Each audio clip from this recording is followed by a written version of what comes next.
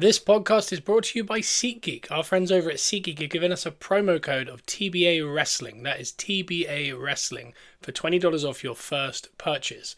Enjoy the show.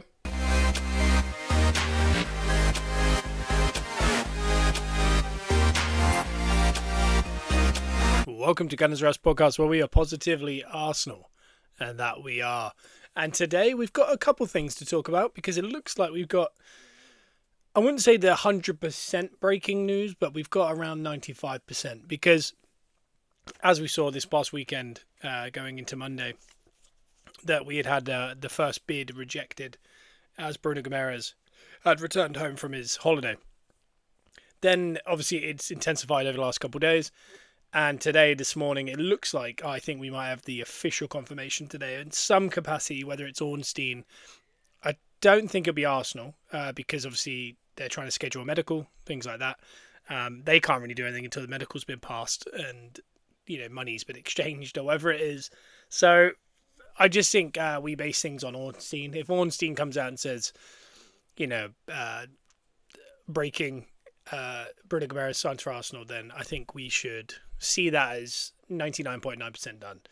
But today we have had a few more updates. So we'll start with that and how that might actually change our team. Obviously on the Patreon, once he does sign, we'll do more of a deep dive into what he can do for our team. But today I'll kind of do my early thoughts. Then we'll talk a little bit about Vinicius. Talk a little bit about the website as well. The website having a bit of a crash and people getting refunded, and the Real Betis game is not available today now because of it, which is such a shame because I was really looking forward to watching another game because, you gave us a tiny little 45-minute spell of a very good Arsenal team there against Genoa. And you kind of get into that rhythm again, don't you, of like Arsenal every 3 days, like we will once the league starts. So, bit of a shame to get that pulled away. I think there are other means of watching it, I believe. But for now, yeah, they've pulled it, and we'll talk a bit about that because this seems to happen every year now. Other than that, there's some other little bits that we can get to maybe around the Premier League. But for now, we'll start with the Bruno G. If you enjoyed this podcast, please check us out iTunes, Spotify, Amazon Music, and we're on TBA Wrestling YouTube channel, which is Joe and my YouTube channel, and we just kind of started, we just connected the episodes to there just so it goes up somewhere on YouTube. If you look up Gunners Rust on YouTube, you will find it. And I know a lot of you have asked, why is it on YouTube? Because that's how you listen to podcasts. So we've made sure it's up there. The other thing we've got is a Patreon, about £6 a month. If you click the link below, helps out the channel, helps out the podcast, and you get more episodes a week. Like I said, that highlighted Bruno G podcast will be on there. And you're in a raffle for a graded Arsenal card every single month. So, well worth your time, I would say. But we'll start here with Bruno G because should we start where we'll start at the beginning? I believe we'll start at the beginning. Is this Monday? Once he got home from holidays and to meet up, there was a first bit of conversation that he had not gone to Spain, which is where Newcastle were. He had gone home to try and secure this deal. As the day went on, we realised that he was very much in Spain. I think even he Instagrammed from Spain, so he was with the team, probably doing his first round of medicals for the new season in Spain for pre-season, which is very normal. And from everything we've heard about him, very much a professional, very much someone who wasn't going to... I really don't think if they had played hardball with him, he was ever going to throw his toys out the pram. He wasn't going to get his agent involved, Kia Jarapkin. If you remember, Gyökeres is the Arsenal one, was Sporting got a little bit... I don't know, maybe butt hurt a little bit. It started to kind of make it difficult, and then Gyökeres paid a lot of money himself as well as his agent just to get out the deal. So he really forced that move down the line. I think if we kind of stopped where we were and we didn't push it, and we asked Ramirez, maybe you need to push it on your end, I don't think he would have. I think he would have stayed. I think he would have re-signed if they'd offered him a good money. Or he would have ended up somewhere else because there was other teams snooping. This is the other thing about this is it's a bit of a coup because he's a world-class midfielder. He is, I would say, in the top 5, maybe 3. Should we say 3? He's in the top 5 midfielders in the league with Declan Rice, Rodri, I think himself, and then maybe a couple others, Casado, Enzo, someone, Anderson. I think he's in that top 5 though, and he really is. And he's 28. He's still 28 until he's 29. So let's stop worrying about that. It just feels like it's a bit of a coup simply because he hasn't had to force it. We've got it done, and we've done it without touch wood. It's always late days, but any having to fight off a Man City or a Chelsea and these teams that were talked about. And there was even a Real Madrid mentioned briefly because they are going to start their own saga shortly with Rodri. Maybe they were thinking, do you know what, actually, could we just go get him? And he'd be great for Real Madrid. So that all kind of happened on Monday. And then it got reported that they had rebuffed and rejected our first offer, which was around 65 million. I think in hindsight, I think I know what that was. And, because it did seem odd. It kind of, the reporting, how long have we been talking about Bruno Guimaraes on this podcast coming over? Maybe a month? Maybe longer?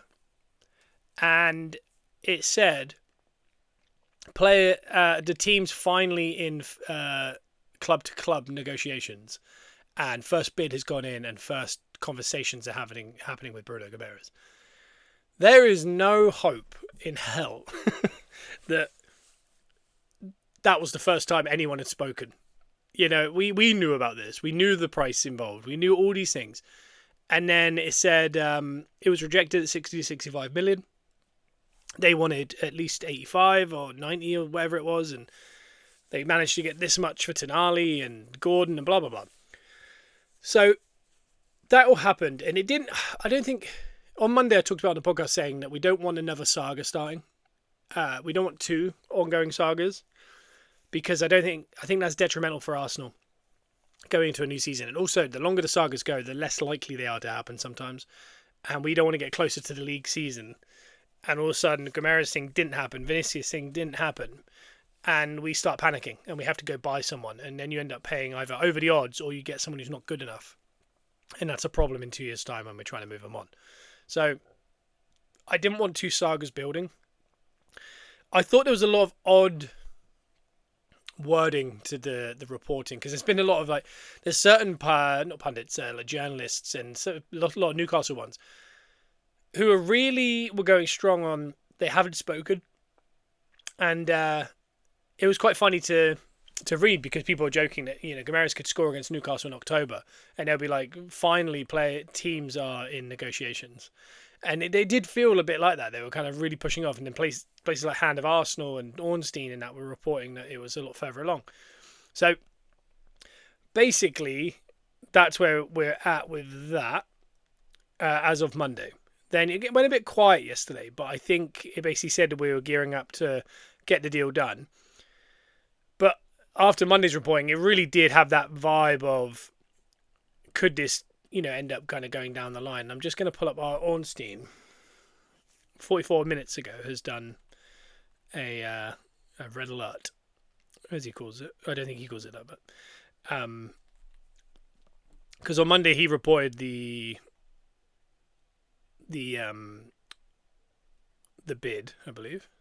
He did not actually. He never reported it.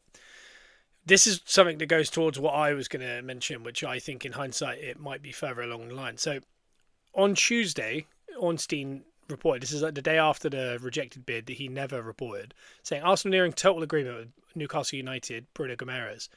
Desire among all parties to bring situation to a close. Deal now on course for completion, 28-year-old waiting Newcastle's permission to undergo medical and seal Arsenal switch, as per The Athletic. That was yesterday. No mention of the bid on Monday. That was the first thing he said on the matter in how long?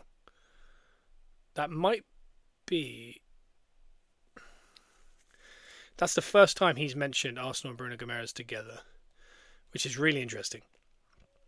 And then today, so this is 44 minutes ago, Newcastle United to sanction sale of Bruno Guimaraes to Arsenal for 75 million.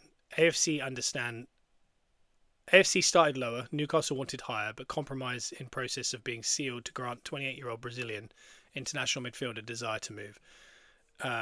Lyon are entitled to 20% of the profit, so they'll get around 15 million. Lyon, which is great business for them. So that was Ornstein. And then this morning as well, Hand of Arsenal popped up saying, where is it? Arsenal set to finalise the move for Bruno Guimaraes. Well-placed sources tell me the total package will reach 80 million. The Brazilian is expected to fly to complete his medical and formalities tomorrow. And then he made a joke of, have we made contact yet? Who knows? Which has been really a bizarre part of the whole thing. And I think for me, what we've kind of maybe learnt through this process is sometimes things, we've got so many in the knows online and that it's impossible to kind of know what's right, what's wrong. I'm a Ornstein guy over Fabrizio. Fabrizio, by the way, hasn't got involved in a Vinicius thing out of the want of it not happening, that he never got involved in it. But Ornstein, I feel like Ornstein only officially puts it up, and I'm not saying he hasn't got it wrong, because things are liquid and things move and things change, but he's the one to go by. You get a lot of newspaper guys and journalists and just like sleuths on the internet. Like, you know, there's accounts on X that they have no background in anything, but they have big in the know accounts that break transfer. So I don't know how, but this one felt a bit odd. I think the wording of it was odd. I think the amount of time that had happened was odd. The denial of certain things, mainly from Newcastle-based journalists. So for me, I think on Monday, that was a 100% Newcastle ploy. I don't think any bid was ever officially put in. I think maybe Arsenal spoke to them and said, this is what we're thinking. They said, absolutely not. Well, what about this? That'll get it done here. I reckon it was basically that conversation.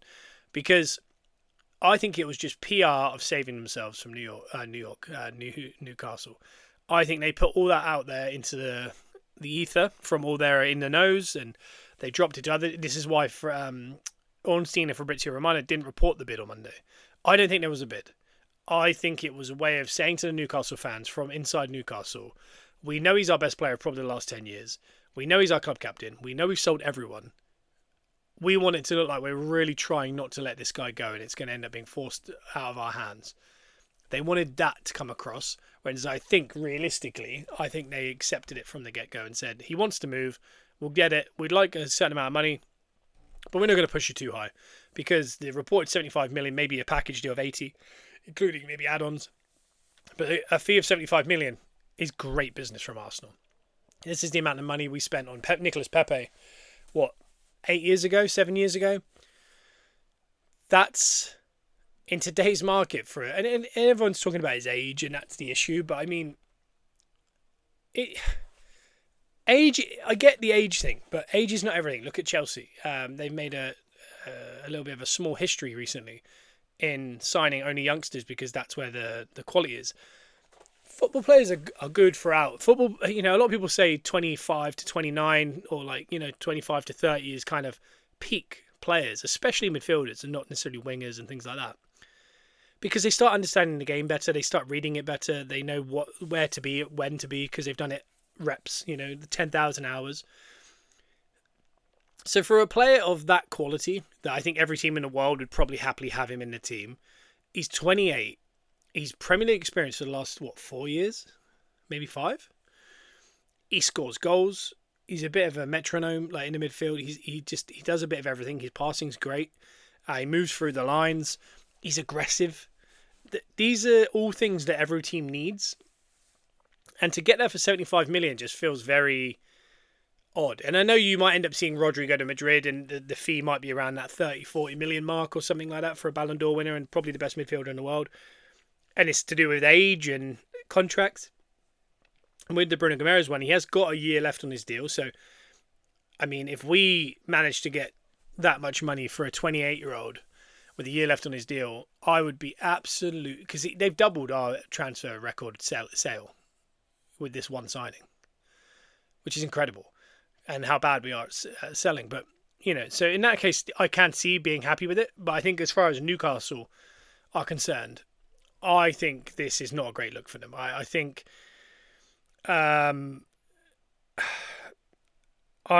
Newcastle fans are not going to be happy with this. I was just looking at Rory Talks Football. The Arsenal fan says it is a tick in the box for Andrea Berta because of the price.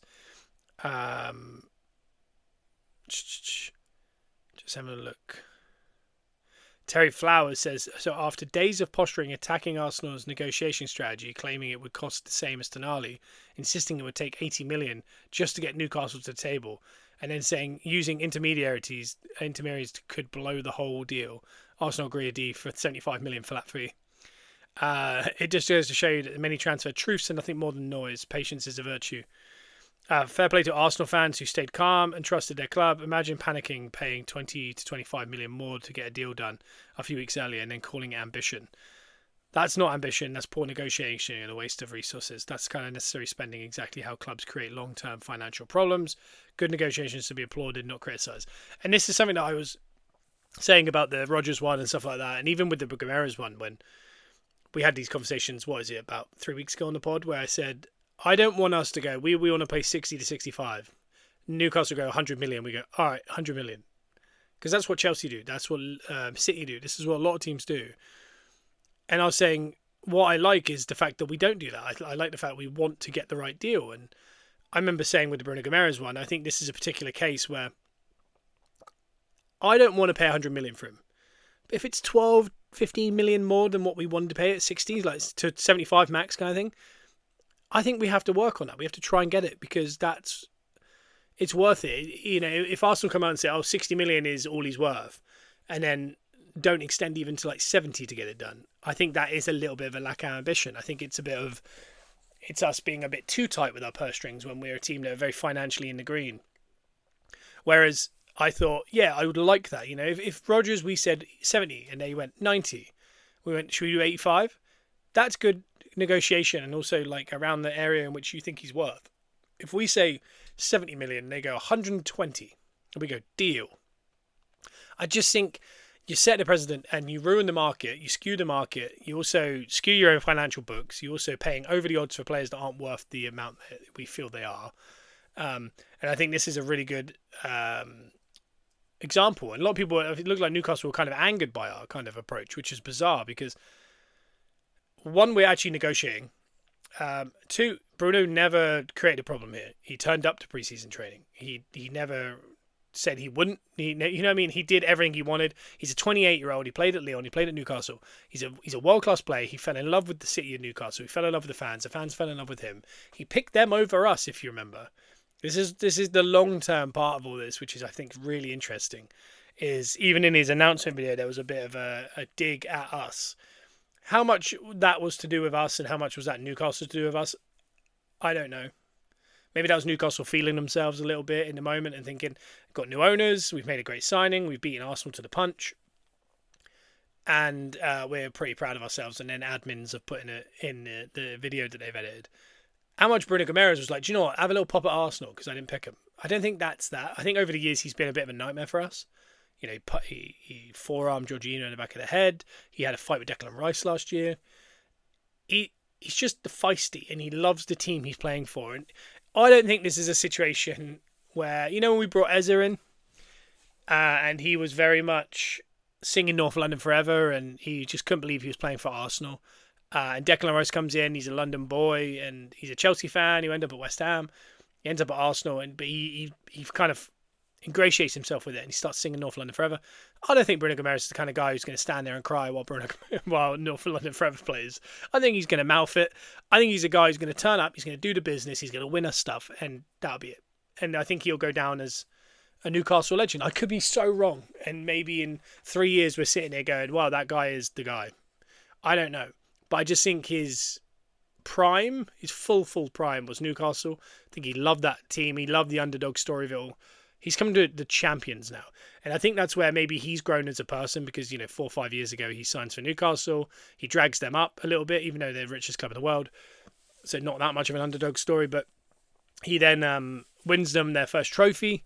He cries. He's so happy and then moves to Arsenal. And I think part of this will be Newcastle looking at him and going, you've done so much for us. You go do those big Champions League quarterfinals and semi-finals that we can't promise here.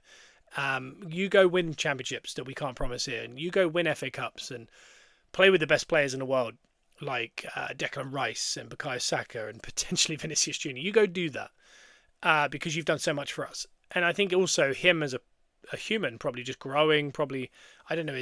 I don't know much about the guy, but probably having a wife, kids. They're getting older. He's probably thinking, do you know what? London. A few years in London, challenging, putting all my energy into winning some trophies to really make my career look more whole. He's kind of going, yep, I'm ready. I'm ready for that kind of challenge. And I think that's just coming, maybe maturing. But it is interesting, yeah, because he has got a little bit of he's a big villain to Arsenal fans.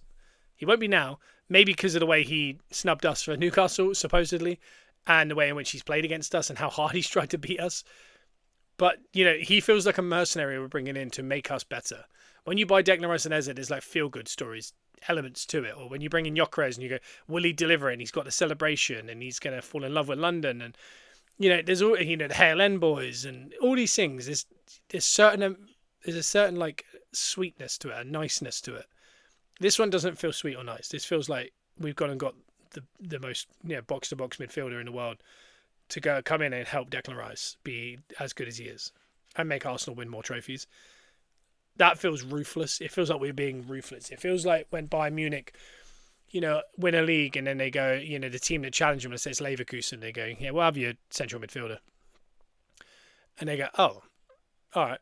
And the rich get rich and the poor get poor. That kind of it's that kind of feeling that we're doing that. Even the Vinicius one, the fact that we're even in the race for it, and we don't know where that's going to go.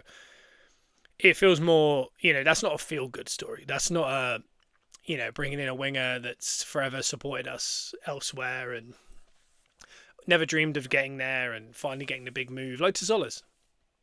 It's not that. It's we're going to break our wage structure, potentially upset some people, but we're going to bring in the best winger in the world and we're going to win a load of things. And it's just a different approach. It doesn't feel as, buttoned up and nice and neat as we are in the past. And I don't think that's we did that last year a lot of the signings last year, like Gyökeres and Eze and Madueke, some of them had like a nice feeling to them, and there was a hint of anti-Tottenham and a hint of this and that, and it was very nice. And we won the league. Even Norgard's won, him crying and his son crying and getting to see him in the shirt and getting to do what he did. There was a really nice feeling to it all. This year, it's like, oh yeah, let's go buy that Premier League keeper that everyone wanted about 3-4 years ago. Even City wanted him. And let's make him our third choice keeper and make him challenge our second keeper into being better. Because our second keeper thinks it's too, hunky-dory. We need some challenge for our second keeper. So now we've got 3 keepers challenging. Hincapi got done. Yeah, that had to get done. Great business. Sazola's, it does feel like we did just, look at Opta. We wrote in there, goals and assists, who's got the most? And they went, oh, there's this Greek lad called Solis. He's the only one other than Harry Kane. Who else is interested? No one. We'll have him. It feels very ruthless to Bruno Gamera's one. Newcastle losing all their assets. Here's this player that, been quite anti us over the years. But he's really good. Yeah, we'll have him. He'll disrupt things. Who's that big winger in the world that everyone says is a problem in the locker room and all that, blah, blah, blah. But he's really good in the field. Yeah, we'll have him. It does feel like this. Oh, by the way, all of this could blow up in our face because there's a lot of outlay. There's a lot of money. This is if we get Bruno and Vinicius over the line, which I doubt both of them will happen. So I'm just saying that right now. It's one of those that is either, we start becoming the team that can challenge the likes of PSG when we make those matches in the finals of Champions Leagues and we win maybe a back-to-back trophy in the Premier League. But it also could go a very different way where they go, the outlay was too big. Vinicius is not going to get out of it because he likes the deal. So we have to sell Saka for 100 million. We have to get rid of this guy, the guy we don't want to. We have to get rid of this guy. Now we have to bring in some young players from other teams that we don't necessarily think are good enough, but we don't have the money to, This could have a long-time detrimental effect, but I appreciate the fact that even at the start of this transfer window, we made our predictions, which I've got over here on my table, that we will get to at the end of the transfer window. I appreciate the fact that it's now or never, because with the amount of investment in football, and even the investment doesn't matter that much. There's teams that invested a lot more than us last year. We won the league. There's a lot of teams taking on more experienced managers 5 years ago than we were, but we've won the league before them. There was teams that didn't sit with their manager, but we did. We won the league before them. So it's not an underdog story, but there's a lot of teams that should have won that league before us. So money isn't everything. Wage structure isn't everything. So it doesn't mean we can't, because that's how I felt 5, 6 years ago. I kind of thought, I don't really get how we're ever supposed to win the league here when Newcastle are the richest team in the world, City are the third, and already got the best manager in the world, the best players. Liverpool always in and about it somehow, and they were kind of my gateway. Man United spending how much they do, Chelsea spending how much they do. Then there was teams like Villa and that appearing, Tottenham spending and appearing, and I thought, what are the chances of being the best of that group ever again?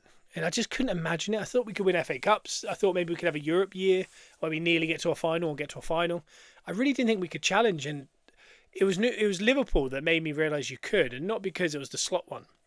It was the other ones where I thought if you have a good coach and you are smart with your signings and you get a good team spirit and a good coaching system, you can beat money. And not saying Liverpool once, Bournemouth fans sitting here going, oh yeah, Liverpool such underdogs, but they weren't compared to the rest of the pack. And it made me realise, you can. But as time moves on, I get more and more worried. And coming second 3 years running and then winning the league, you're like, hell yeah. But it felt like we should have won that second run. But the third one we couldn't. But we maybe should have. Because if we win that second one, where I think we were really good, the third one, we might have had that little bit of know-how to get it over the line even with the injuries. Because we did it the following year. Because I don't think Liverpool were particularly good that year they won the league. So we could have been looking at 3 in a row and then this would be 4. And so to miss out on the potential of that, you feel like, when's this ever going to come back around to us? Do you know what I mean? Like, have we got to wait another 24-hour clock? Do you know what I mean? Is that cycle finished? And you go, man, we got so close but never did it. But then we did it this year. And I said at the start of the transfer window, I want us to see that as grab the ball by the horn, because we could go be delicate and we could go, let's sell Martinelli, let's sell Trossard, let's get rid of Odegaard, let's push Waneri in that position and get quite nice. Let's move Madueke on but put Dalman in there, let's not replace. Let's be the net positive. And then next year you come third and you go, we didn't. All right, well, we need to go buy someone. You go buy someone. They fail. We come fourth. And all of a sudden Arteta's moving on. You go, all right, new manager, he doesn't like this, this and this. All right, we need to get rid of them. We need to restart. And then you're 4 or 5 years away from the cycle to get back in even the picture of trying to win. So all of that combined, I was just worried. And I thought, while we're here and you look around and the big 6, all of them have got brand new managers. You kind of look at it and you go, I think I saw a stat that said something like Michael Carrick is the 8th longest serving manager in the Premier League. He joined in February or somewhere. With everyone in kind of a transition and, team like people like Man United lost Ferguson, Arsenal lost Wenger. It took time to get back involved. City losing Pep, no matter how good City are, and they've won leagues before Pep and they did great before Pep, it will take time to get used to another manager. And, they can't just keep, they're not Bayern Munich where you just interchange the manager but it all stays the same. They still have great players. They still have great coaches. They still know how to win. But the Premier League is a lot more competitive, like I was just saying. So, City are going to struggle. It might take them a few years to get back into that picture. Who knows? Liverpool under a new manager and watching them not go man for man on pre-season and go zonal around the field could be a problem, or they could be at the front of the line of the next style that needs to be done. Because everyone in the world went man for man this year, and that's why it turned into stagnant football. Then you look at Chelsea. Eventually, all this money being spent probably will pay off. Is it this year with Alonso and Rodgers and all these kind of quality players? No European football. Of course it could, but also could take time to bed in. All these teams, Tottenham has spent a load of money. Good manager. Does it take time to bed in? I don't know. But you won't get many times where the traditional quote unquote big 6, 5 of them have new managers and one has a manager of 7 years who's just won the league with that team after coming second 3 years running. So we've been in the top 2 4 years running. That is no fluke. That is relentless. But that's the team. And that team is Arsenal. It's my team. It's our team. So for that to happen, it's so unlikely. So to me, it was like, throw everything at the wall and go, how do we maintain being at the top while we're hot and while other teams are on the down? And if we didn't, do that, and we did kind of get a bit defensive maybe in our transfer market, I would have been a bit disappointed, because you could have lost out on a league title that could have just been an easy layup almost. And I'm not saying it's going to be an easy layup. I really don't know what's going to happen. But I would like to have shown the intent of kind of, going after it and trying to, while on top, go further up, become more history makers, go back to back for the first time in the modern era. Do these things that make you history makers for the club and the Premier League, and go all in. Because why not? Because if it blows up in 2 years, like I mentioned, that's fine. Because I'd rather it blow up in 2 years, but we won maybe another league in a row, 2 in a row, or maybe 3 in a row, or you win a Champions League or whatever, and then it blows up. It's like, we might as well, because it was eventually going to blow up whether we were nice about it or not nice about it. So we might as well go for it when we've got our opponents on the kind of rocking on the ropes. So I don't mind this. I think it's fun. The Vinicius thing, he turned back up to training. He had the medicals on Monday. I mentioned all that. And I said, I think this week maybe we'll get a bit more. Now he's at training, because they will have to have a conversation about a new deal, because his people have made it very known he wants a new deal, or he'll leave. There's also another one which, with agencies and stuff, going as a free agent next year could make him the wealthiest football player in the world. And that sounds weird because it's more just pride, that sum, the big sum. So there's a chance he's going to hang on. It looks like Madrid are very savvy of what he's trying to do potentially, and are saying, we'll sign a new deal or we'll sell you. And he doesn't have to do that, by the way. He can sit out a whole year. So if they say that, and then Arsenal go, brilliant, perfect, we'll have him. And he goes, no, I don't want to go there either. He can just sit out a year and make a lot of money, and then go on the free agent next year and sign massive, massive money with massive bonuses and massive signing on fees. And that might be the most lucrative one, because it opens up the door to every team in the world that come in and give him money, and opportunities on likeness and sponsors and all that kind of stuff. So there's they're the 3 options. He's either going to re-sign, he's going to sit out a year, or he's going to sign for Arsenal, I think. But I don't know the way that man works, if you know what I mean. I don't know much about him. Is he a player that would take Saudi Arabia? Is he a player that just wants money? Is he a player that is obsessed with Real Madrid and being there for the rest of his career? We don't know. But what I do know is it looks like there's going to be meetings, and they said Wednesday, so I assume today to be the first time they're going to sit down with Real Madrid to try and get something. So I assume the Madrid sleuths and the Madrid in the nose will probably release some kind of info about it. I reckon tonight we might get our first inkling of maybe a bit more information, and then over the coming days. But I want that. I'd love by Friday to us to know that he's not re-signing and Arsenal are in pole position, or he's re-signing. Then we can just go, all right, well, we need to look at other targets. And this is the nice part of me that I think a lot of Arsenal fans maybe have in us, that I was just mentioning, is a part of me is, if we don't get him, which is very likely we don't, I kind of want Solis to get all the minutes. And I know you can't do that because Martinelli's there to back him up, which is absolutely fine. But I kind of like him, and he's been taking a liking to a lot of people getting his shirt printed. He looked really good in that one preseason game, but again, that's not much to go by. I really like him. I think he's direct. I think he could be one of these gems we've uncovered. And it's amazing, isn't it? The gem that's uncovered is the guy that has the most goals and assists. It isn't Harry Kane in the last 12 months. It's not really uncovered, is it? It was on show. It's just no one seemed to go for it. And there might be reasons, and we might find out. But that's the nicey nice part. But it's like, you can't be nicey nice. You need to go bring in another world-class left winger. Even if it is, maybe you go get Krupi and he's out for 3 months because of foot injury. But you accept Solis has those first 3 months, and if he beds in and he's unbelievable, then guess what, Krupi, you've got to find your way back in. If he doesn't, then Krupi comes straight in. Maybe it's something like that. Because you need iron sharpens iron. You don't want a player to feel like he has that position down. This is what he did with the goalkeepers. It's what he's done with everything. You want people to feel like they have to be unbelievable every 3 days, or they will get dropped. Because anything else, I think in the past we've been a bit nicey nice, especially under Wenger, especially late Wenger. I think we kind of trusted players that we shouldn't have been trusting for far too long, and gave young players that maybe weren't at it, not enough, maybe too much. And we were just too nice. I remember the person I think of when I think of this kind of dynamic is Bellerin. I think I loved Bellerin. I thought we'd found the new best right back in the world. He then became a little bit close to one of the best right backs in the world briefly. He had an injury. He came back. He wasn't the same. We stuck with it. He got worse. We stuck with it. And it was almost like, well, you can't get rid of Bellerin. He's like our guy. So, he's not. He seems like he'd be sound to be your mate, doesn't he?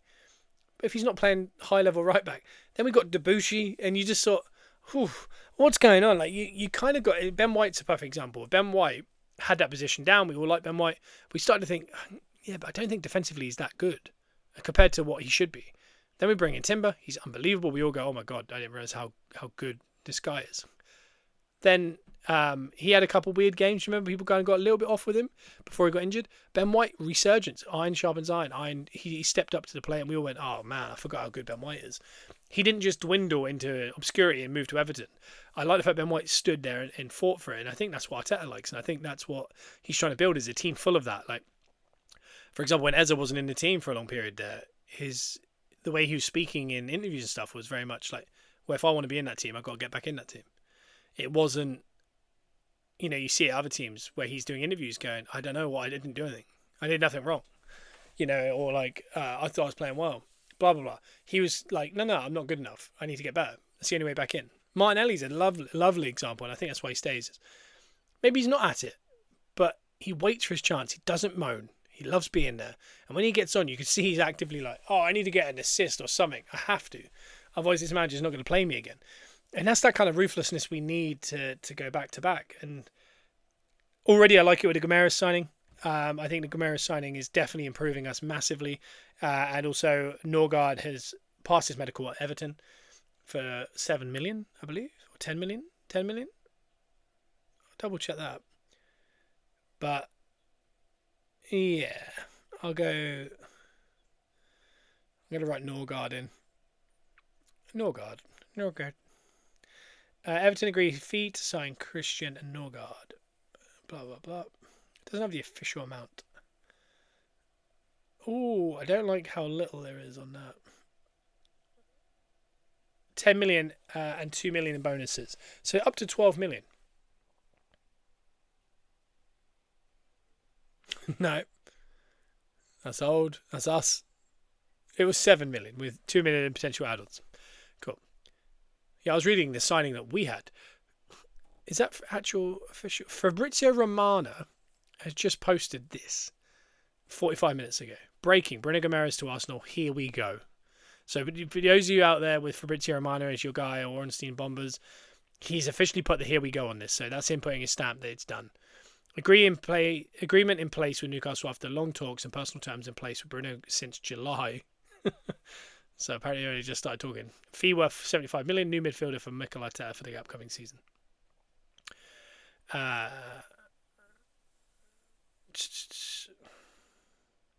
This is how Newcastle fans have taken it. Scotty T, I believe, from maybe Geordie Shore fame. It's meant how a club not in the Big Six can make the bigger teams pay over the odds for our players. Load of laughing face. See you later, Brazilian rat. Genuinely hope you do your ACL. No captain or club legend of mine. This is where I can't get on board, because Fabregas is an Arsenal legend. He went to Barcelona when we needed him. Henry went to Barcelona when we needed him, at a similar age to Bruno Gomeres now.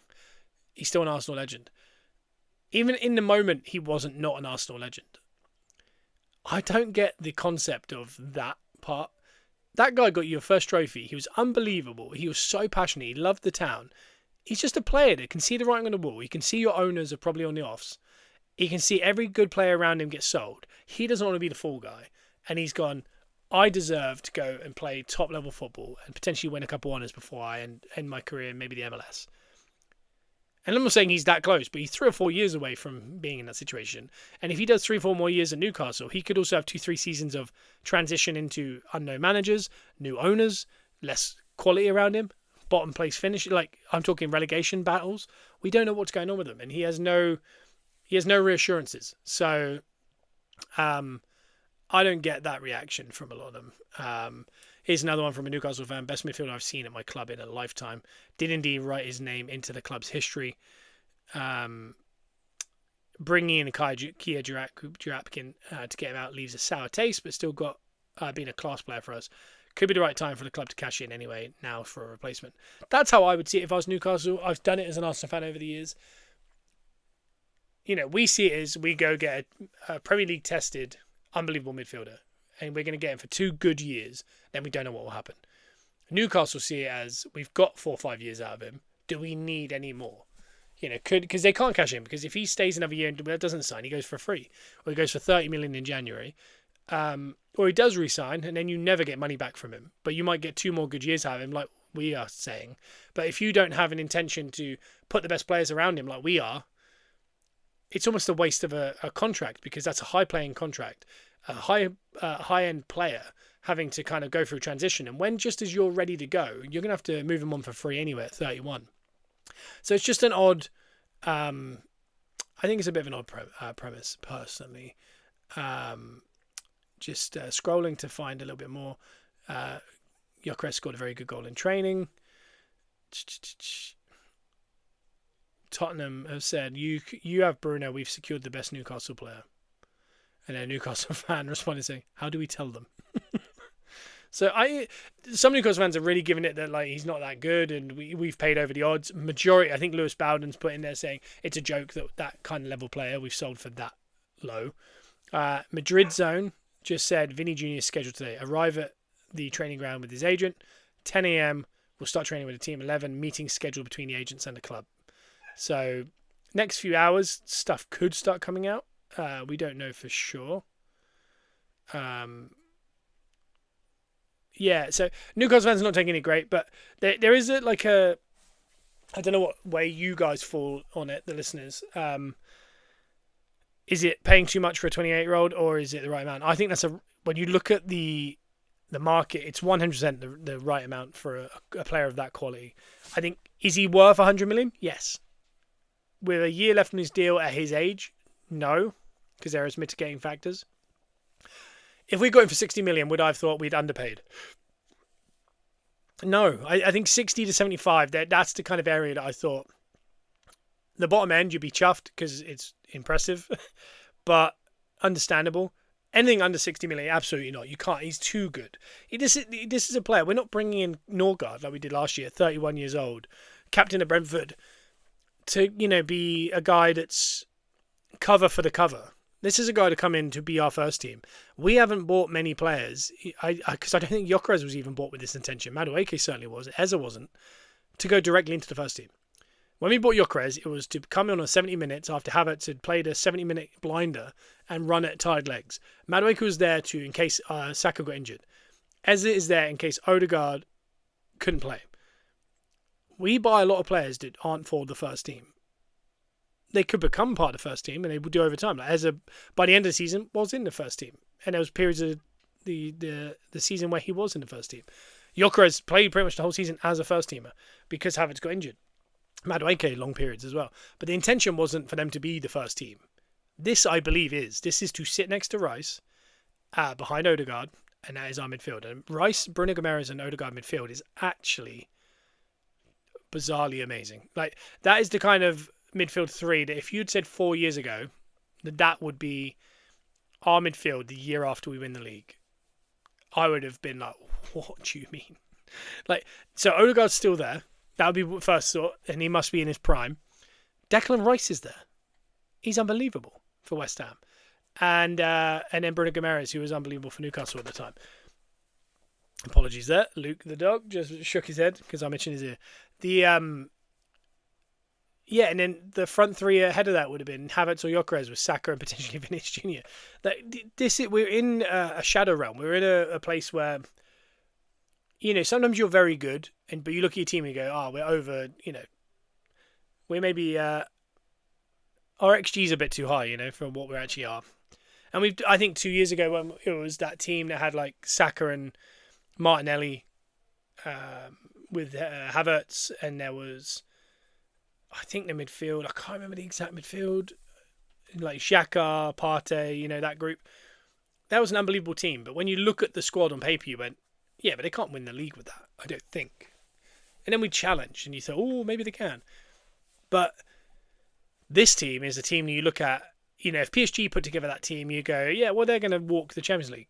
They're going to walk their league for sure. If Munich had this team, you go, yeah, they're going to walk it.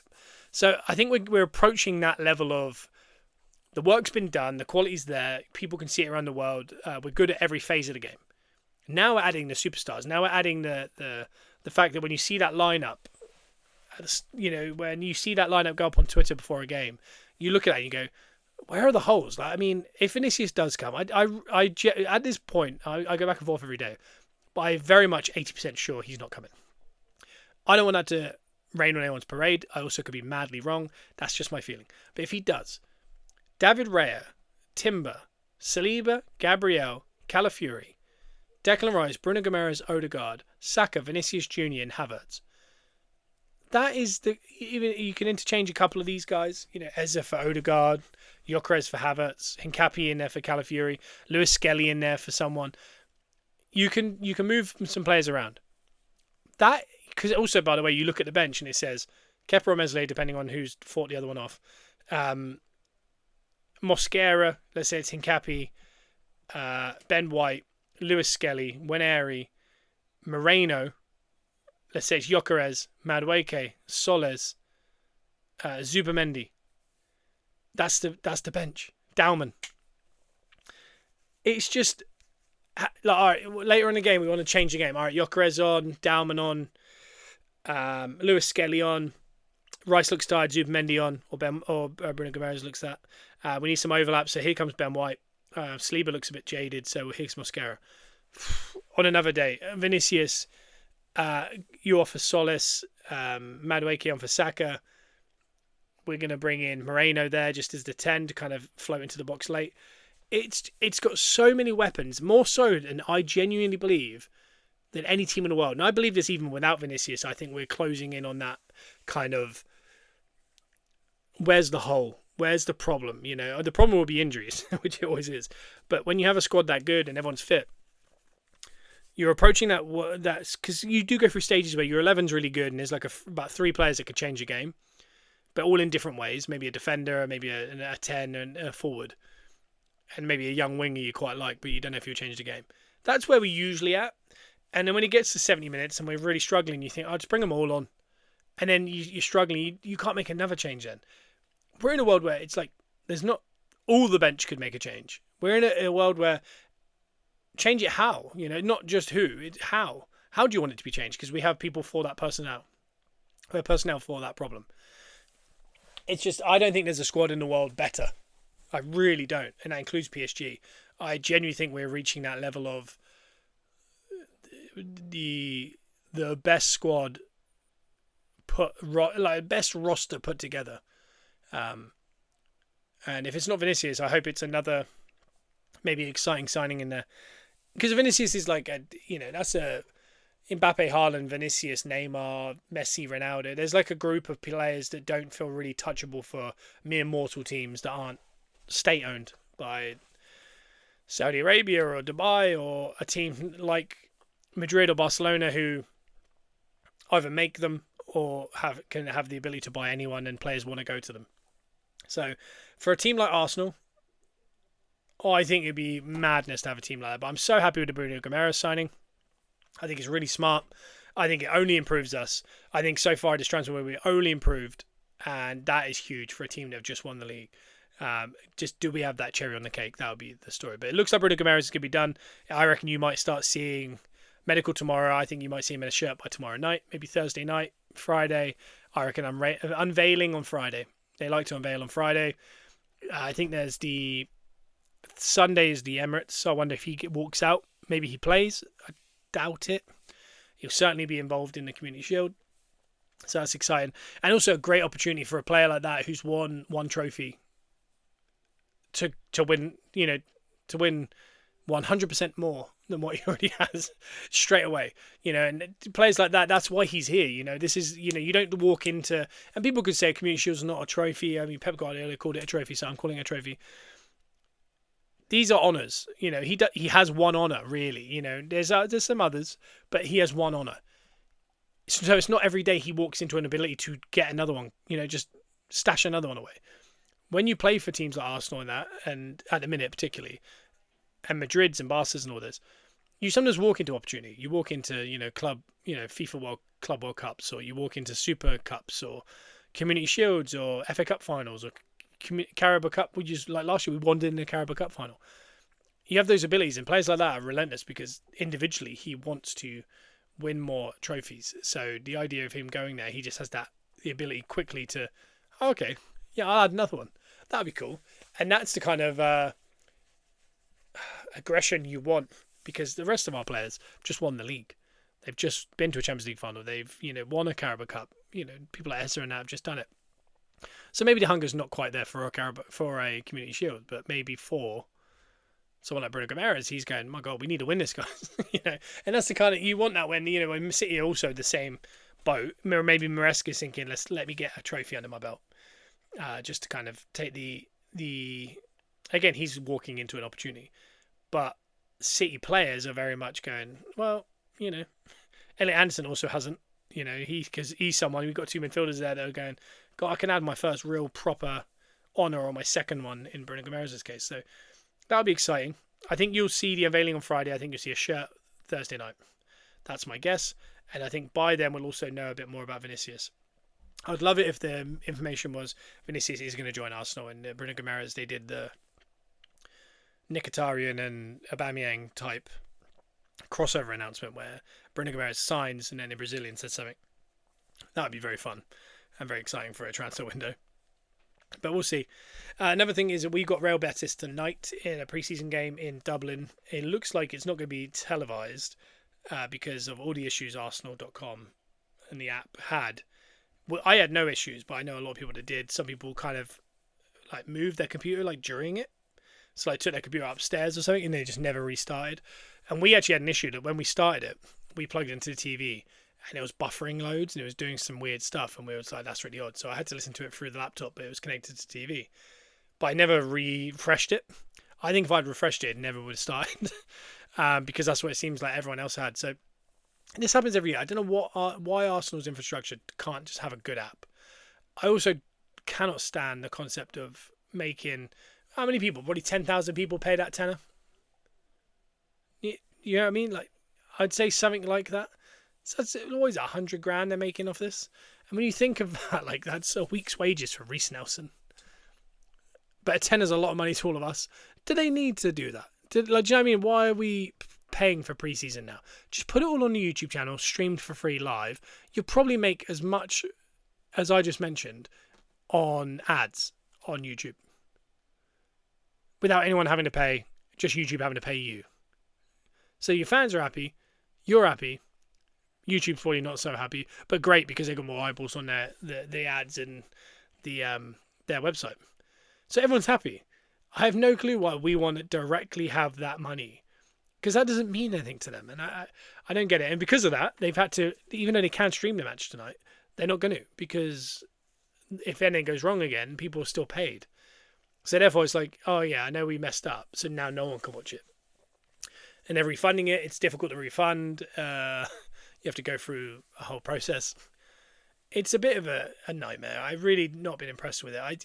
And even now, my feeling is they should announce today it'll be live on YouTube until we figure out the website. So, because why would you've made the fans pay? They've paid. You've messed up. We've removed the game. We have the ability to show you it for free, but we really don't want to do that. So you just can't watch it. It's just so wrong on so many levels. I hate it.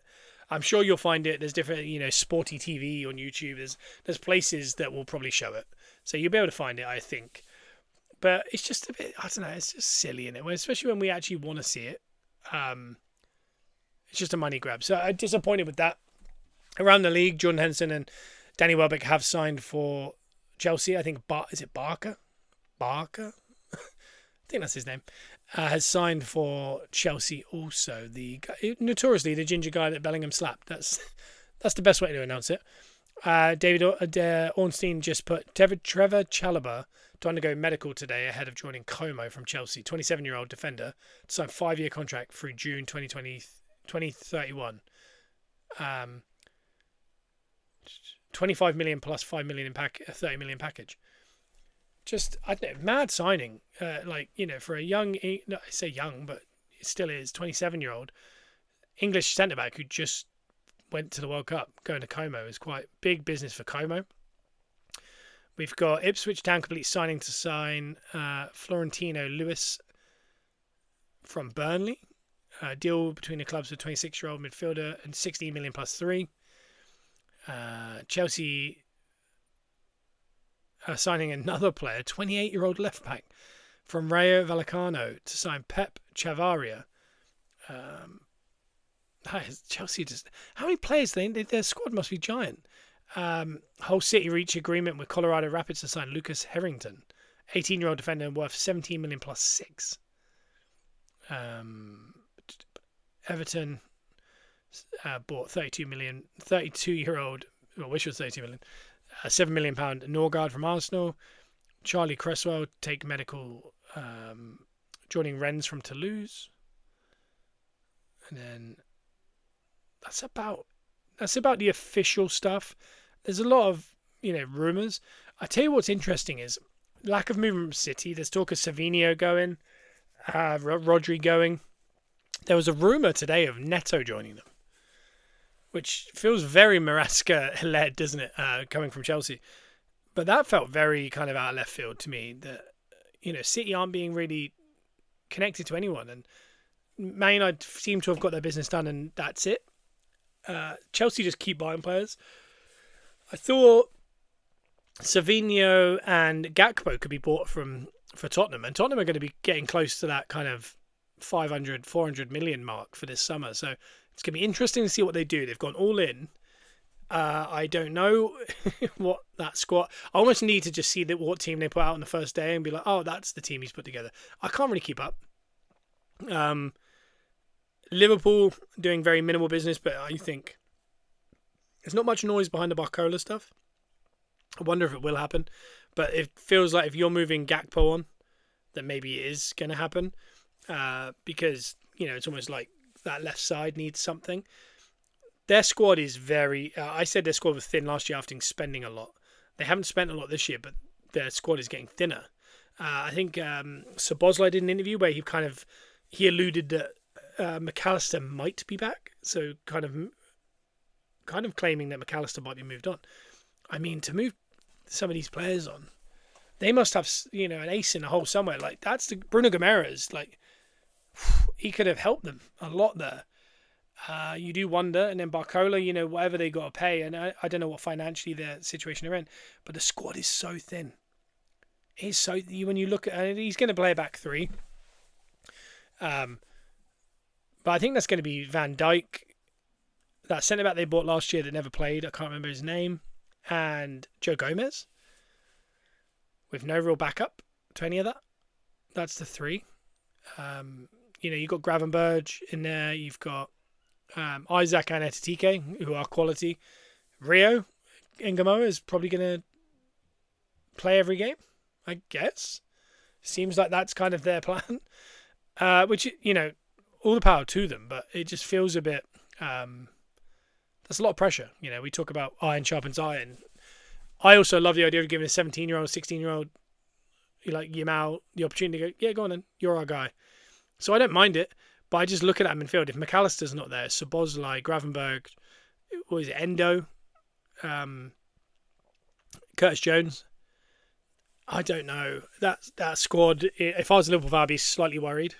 Unless there's a little slew of signings, maybe they go get, Wharton, Alex Scott, maybe they go get Barcola, and all of a sudden that squad looks a little bit better. Centre-backs I don't know what they're doing there. They've got such a lack of defensive, and one of them's 33, is he now?